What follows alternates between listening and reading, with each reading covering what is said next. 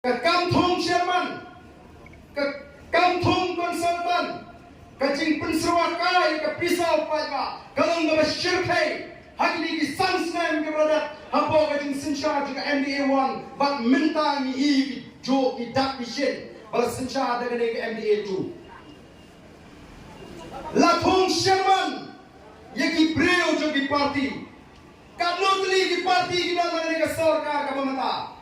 Sakhen mafi kanutli kiba bun ki nangalam jongi ki parti kiba dengan ka sorkar sendro keyo kam chairman keyo co-chairman vice chairman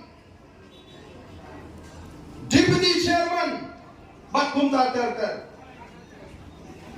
kidan ki chairman kibiyo ekata ka kerdan kategori A+ kabumot kinyo eka chimentoy kumoyo chief minister. Yo umpriangai aspa sampolitar simana. Yo bay malbat yeng alak sisnem. Yo bay driver, yo bay dawai medical.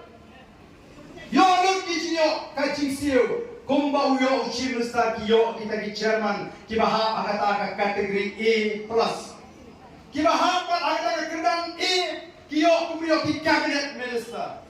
Oh mentah bengi. Ngaji wala jik do pajak ngaji job don buram kamdan ke jingere to kamdan ke jingere thak ngaklem ai pisa ngaklem ai pia ngaklem khawai ngai job nama do jik pajak da galinti ke babe tang UPSO ru ngam don kam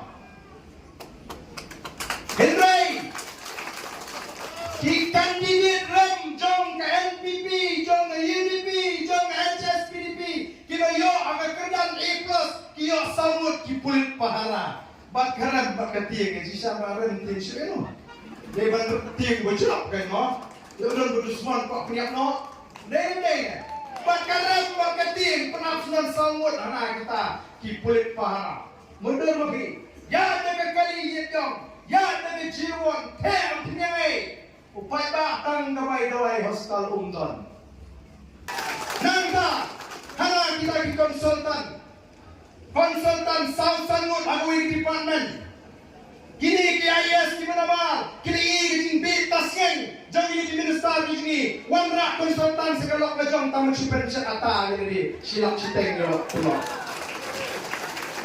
susang hayin pensat kata yulok siew ke sorkar silap citeng